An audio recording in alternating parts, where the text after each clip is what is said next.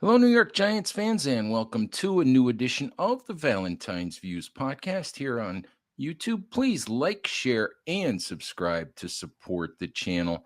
All right, we are coming up on Week 12, Giants versus Tampa Bay Buccaneers. Believe it or not, with all of the things swirling around the Giants recently, there is actually a football game to play on Sunday. And I almost forgot that with the way things have been going with the Giants this week, with all the Daniel Jones news and the bye week and all that. And here to help me break that down is Evan Wanish of SB Nation's Bucs Nation. Evan, thank you so much for hopping on. Yeah, thank you for having me on. I really appreciate it, and excited to break down this matchup that both teams could really use a W here. Yes, I think both teams would agree with you there. And we were talking about this a little bit before we started the show. This is weird because both teams are coming off bye weeks. hmm That's Yeah, that's a it little bit is. unusual. It is. It presents an opportunity, I think, for both teams, to come out, feeling a bit refreshed, for the Buccaneers, trying to get healthier, right? They're expected to get Mhm. Mike Evans back. So that's obviously a huge boost. He's missed the last couple of games. And unfortunately, Chris Godwin's not coming back this season. But the offense without Mike Evans and Chris Godwin over the past few games you could tell their presence was sorely missed. So it's going to be a welcome sight to have Mike Evans back in the lineup for the Bucs. So let's just sort of assess the Buccaneers overall. Maybe entering the season higher expectations than what we've seen so far to this point. 4-6, lost four straight games, lost 5 out of 6. How would you assess the season and what has gone wrong in this recent stretch for Tampa Bay? Yeah, I don't want to blame it all on injuries. Of course, it's had a major part though. I mean, they go down, against Baltimore. Both Mike Evans and Chris Godwin both go down. They're going to miss significant time. Of course, Chris Godwin being out for the year. And then you play a couple of tough games. You play Atlanta, and the defense has not been able to find a way to stop Kirk Cousins. That comes down late. You weren't able to have enough offensive firepower. Then you play Kansas City. That was a tough game on the road in overtime. You play San Francisco, and it's sort of a similar thing. Tough game, close game, but you end up losing. And it's been very similar to last year's Buccaneers team, because mid-season they hit kind of a little bit of a lull. And they were able to work themselves out of it last year and down the stretch and played good football, ended up winning the NFC South. Now, whether they're going to be able to do that this year, it starts with a 7-game stretch here, right? That they have, and they have a very favorable schedule, but anybody can beat anybody, on any given Sunday. And I mean, you are right. I think the expectations, for the Bucs coming off of another NFC South title, a playoff win. You went to Detroit and you lost a close game to Detroit in the divisional round last year. I think the expectations were a little bit higher, and the heat is on though for a guy like Todd Bowles to try and keep his job here, because right now it's looking like the Buccaneers are going to be really in a tough race to try and make the playoffs here, and that could hamper his ability to potentially have a job in Tampa Bay next year. So there's a lot on the line these last 7 games, and you're right. I mean, the expectations have not been fulfilled so far, but they also have a chance to turn around. So Evan, let's talk about Todd Bowles. And obviously, fans in New York are familiar with Bowles, Mhm. from his tenure as New York Jets head coach.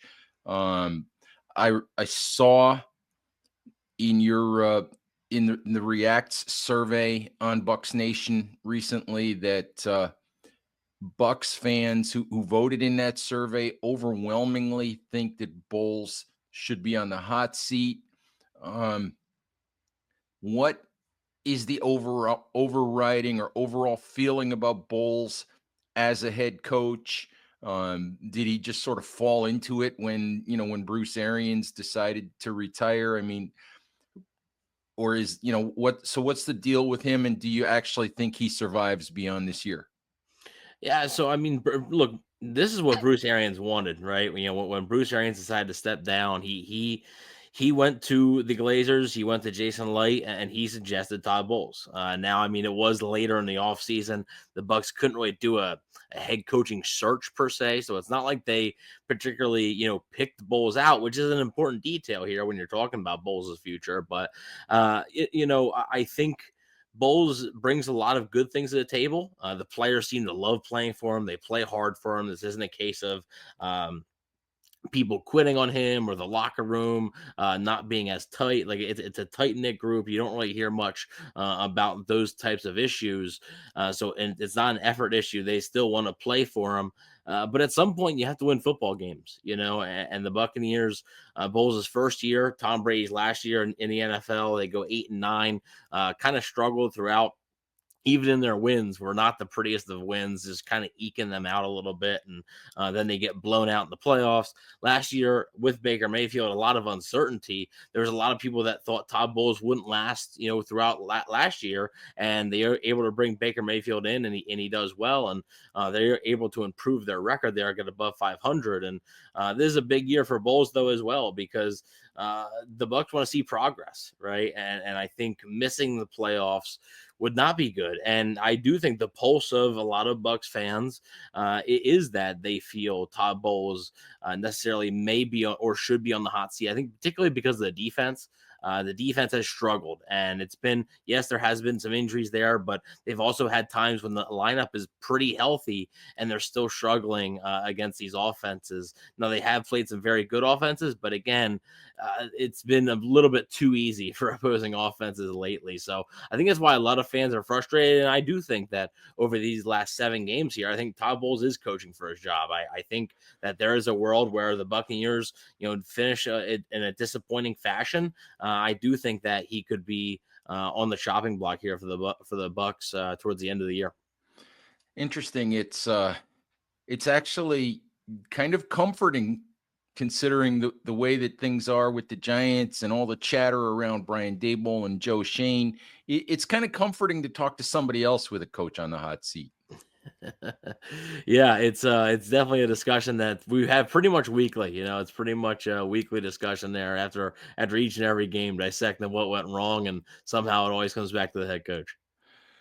I'm curious, you talked a little bit about the defense, and I looked at it, and the Bucs are 5th in the league in scoring, even without Mike Evans, even without Chris Godwin, for the last few weeks, but 27th in the league in points allowed.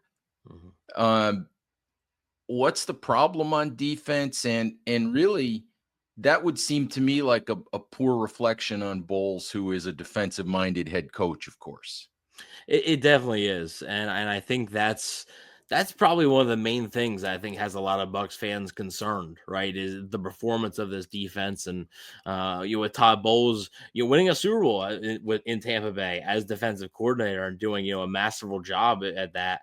And I think the expectation was that, well, as long as Todd Bowles is your head coach, you're going to have at least an above average defense, right? A passable defense. And so far, this defense this season has been anything but. Actually, they've been passed on quite a bit. There's a lot of things. Like I said, there's injuries. Antoine Winfield Jr. misses a significant amount of time. Kalijah Cansey missed the start of the season. Vita Vea got banged up. Isaiah McCollum banged up. The corner, Jamel Dean's banged up. So there has been injuries, but at the same time, their players just aren't executing, right? The players that they need to have executing just simply aren't. When Winfield has returned, he's sort of been inconsistent, right? He hasn't been the same type of player that Bucks fans and the Bucks themselves have grown accustomed to.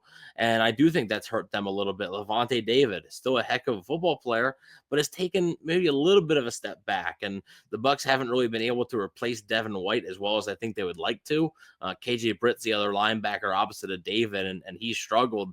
So I do think it's sort of scheme as well. They're a zone heavy team. They're going to run a lot of zone, and they're just getting picked apart, specifically over the middle of the field. It's been a real issue for them. And I mean, look, the players have to execute, but the coaches have to find a way to scheme these guys and put them in better positions to succeed, because right now it's simply not working. Interesting. It's I wanted to ask you about Baker Mayfield. on the other side of the ball. And obviously this week the Giants are going through a quarterback change, going from Daniel Jones to Tommy DeVito, and we know what this means for Daniel Jones. He was QB4 at Giants practice on Wednesday. So Daniel Jones is almost certainly not going to play another snap for the Giants. He'll be moving on, looking for a new employer, looking for a new opportunity. And I look at Baker Mayfield as an example of what might be down the road for Daniel Jones. Um, you know, just talk about Mayfield a little bit, just in terms of, I mean, has he surprised Bucks fans? Has he been more, coming to Tampa Bay than anybody really thought he would be? Because I do think when you look at a Mayfield and you look at a Goff and you look at even Sam Darnold in Minnesota, maybe Geno Smith in Seattle, there's a path for a guy like Daniel Jones to maybe succeed somewhere else if he lands in the right place. Yeah, the blueprint is there, just like you said, right? You say about Mayfield and Darnold and Geno Smith.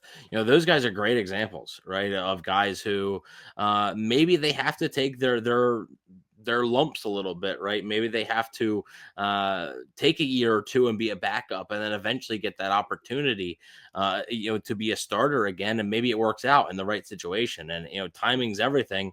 Daniel Jones, obviously, being a top 10 pick, a high pick, showed flashes, showed signs of talent. Unfortunately, it just doesn't look like it's going to work out in New York. But yeah, I mean, it wouldn't shock me at all, because it's becoming a trend now to try and, teams that don't really have a clear cut answer at quarterback, maybe a team that is looking to draft a quarterback early.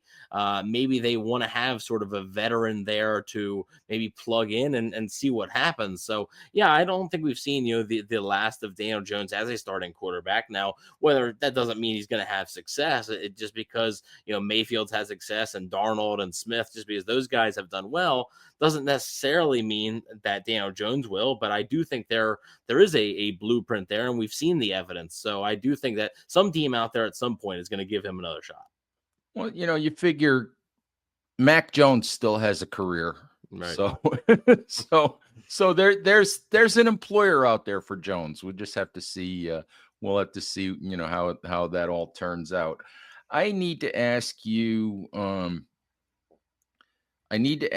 about two former Giants guys who, at least in recent weeks, have been playing, key roles for the Buccaneers. Obviously, Ben Bredesen left the Giants and left a disastrous offensive line a year ago, and joined Tampa Bay, and I think we sort of traded Ben Bredesen for Aaron Stinney, who hasn't played a snap yet this year, but that's okay, because the guards playing for the Giants have done well to this point. But Bredesen is one, and the other one is a fan favorite in New York, guy that was a really good Giant for a really long time, and who we thought was retiring at the end of last season, in Sterling Shepard. Just curious, what those guys are bringing, to the table, and especially in the case of Shepard, if you're surprised at all that he's had anything to give. I am, honestly. I mean, I am surprised. And no disrespect to Sterling Shepard at all. Just when they signed him, I was like, okay, I think they're going to give him a look at training camp. Baker Mayfield's obviously very familiar with him. They played together in college at Oklahoma. I just thought, that's sort of what that was mostly. Just okay, see if you have anything. If he does make the team, he probably won't play much. And now all of a sudden, not only did he essentially make the roster, he started the year on the practice squad, but was elevated to the main roster pretty quickly. Not only did he start the year on the roster, he's playing a pretty important role now because you had Mike Evans and Chris Godwin down for a good bit of time. Even other depth wide receivers they have, like Jalen McMillan, the third round pick, he's been in and out of the lineup with injury. Trey Palmer has been in and out of the lineup with injury. So Sterling Shepard has had to play probably a bigger role than the Bucs imagined he would have when they signed him. Now I have been pleasantly surprised. Has he, blown the doors off? No, but he doesn't have to. And I think he's shown that he can still be a solid depth receiver there, and he has made some plays for the Buccaneers. So I have been pleasantly surprised by Sterling Shepard, and he's a guy who, I still got this year to do, but looking into next year, if he continues to want to play football, I wouldn't mind the Buccaneers, potentially bringing him back on another 1 year deal just as some veteran depth there. So, yeah, he has been a pleasant surprise for me. And what about Bredesen? Is he, how has he done, as part of that Tampa Bay offensive line? Yeah, so I mean, Bredesen was brought in basically as a competition, and it was a competition for not even a week in the training camp because he was also signed alongside Sua Opeta from the Philadelphia Eagles, and they signed those two to kind of compete with each other for that left guard spot. That was the one spot along the offensive line was kind of open, it was kind of up for grabs, and Sua Opeta the first week ends up tearing his ACL. So essentially, the Bucs basically gave Bredesen the starting job, right? It was essentially his job to lose at that point. And honestly, he's done quite well. I mean, for the contract they gave him, it was a 1 year deal for close to the vet minimum, not much money. And I don't really think you could have asked for a much better outcome because he's been relatively fine. And I know there were a lot of people before the season that had the left guard spot as a huge question mark because it was the one spot along the offensive line that wasn't really resolved. And it was an issue last year for the Buccaneers as well. It was a big issue that they tried a couple of different things to try and, solve it, but it didn't really work out. Matt Filer, the veteran they signed last year to play, didn't really work out, and it was kind of a turnstile there. So I think there was a lot of Bucs fans kind of worried, but Bredesen has been pretty solid for the Bucs. So he's another guy where, if the price is right in the offseason, I wouldn't mind seeing him back in Tampa Bay for another go. Yeah, it's interesting because as much of a mess as the Giants offensive line was a year ago, Bredesen's a guy who can play both guards. He can play center a little bit. He was maybe the one guy that I was a little bit surprised they didn't try to bring back just because he has, that multi-position, flexibility. So I'm not surprised that he grabbed a job in Tampa Bay and is doing fairly well. Yeah, and like I said, it's been, it's been a welcome addition because the Bucs have been searching for a left guard for quite some time. To be honest with you, it's been a long time. And sadly, Giants fans are all too familiar with offensive linemen leaving the Giants and going somewhere else and playing better than they did with the Giants. So that's a story that we've heard before. So I'm glad that Bredesen is playing well though, and I'm happy to see Sterling Shepard getting some opportunities. I know that last year didn't go the way that he wanted it to go for the Giants because he was mostly a ceremonial Giant last year. He rarely got on the field, as they played most of their young, their younger wide receivers and him being on the roster wasn't necessarily a gift, but he was kind of a ceremonial guy that they just didn't ask to do much. Hmm. So it's good. It's actually good to see him having some success. And for what it's worth, I'm going to guess that there are two people who get huge ovations on Sunday. Tommy DeVito being one of them, and Sterling Shepard being the other. So we'll see what happens there. Anyway, what do you think? Just what are your thoughts on Sunday? You look at that as a game the Bucs should win. Anything about the Giants that worries you? Just your overall thoughts on what you're expecting on Sunday. Yeah, the Bucks have done, over the past couple of years, the Bucks have done a really good job, and this is, in the Tom Brady era, but also, after the Tom Brady era, of winning the games that they should win, right? And this is probably a game on paper that they should win. Now, football games aren't played on paper; they're played out there on Sundays, so they have to go out and execute. And we've seen this Bucks team before, though, lay eggs at times. So I do hope they come out of this bye week, energized and refreshed. Like I said, they are getting a little bit healthy. Seems like Mike Evans and Jamel Dean will probably both be back in the lineup. So that'll be a pretty big boost, especially for the offense. I mean, getting Mike Evans back will be pretty big. So, there is some uncertainty on the Giants side of things, which worries me. Tommy DeVito obviously provided a little bit of a spark to the Giants last year. Could he do that again? That's something that I think could be a bit worrisome if you're Tampa Bay, because it's just that uncertainty of anytime a team changes a quarterback or changes a head coach, sometimes it can energize. It can wake a team up, maybe energize that team for a couple of weeks. And right now, the Buccaneers are going to be facing the first time that they're doing it this year, so that is something a little bit worrisome. And the Giants have played hard in a lot of these games. Just obviously lost to Carolina in overtime in Germany. It was a tough game, played a close game against Washington the week before. So they're not exactly, it's not that they haven't been competitive. They have been competitive in these games. So I don't expect this to be a blowout by any means for either team. So I think it's going to be a pretty close game. And it's funny. I think it's almost it's a must win for the Buccaneers, which is weird to say, in week 12 against a team that's 2-8. But you got to get off the snide at some point because you don't want this thing to spiral. And right now, I talk about the Bucks feeling refreshed and energized. I think if you come out of the bye week and you lose that first game, I think your morale goes down, and then you have to somehow find a way to snap the 5 straight losses, and it would be very difficult. So I do think that the Giants are going to put up a fight, and I think that this is the game that the Bucks are going to be desperate for as well. So it'll be interesting to see how it plays out. Well, somebody has to win it. Right. 4 straight losses for Tampa Bay and 5 straight for the Giants. And the Giants haven't won a home game yet. And that's just a whole nother nightmare.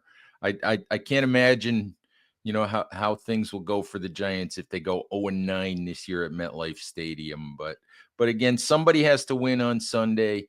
And Evan, I thank you very, very much for for spending some time and dropping some Bucks knowledge on us, folks. Stop over to Bucks Nation if you're interested in the Tampa Bay perspective on Sunday's game. And Evan, again, thank you. Giants fans, thank you as always for listening. Please stay safe out there. Take care of each other, and we'll talk to you soon. Bye-bye.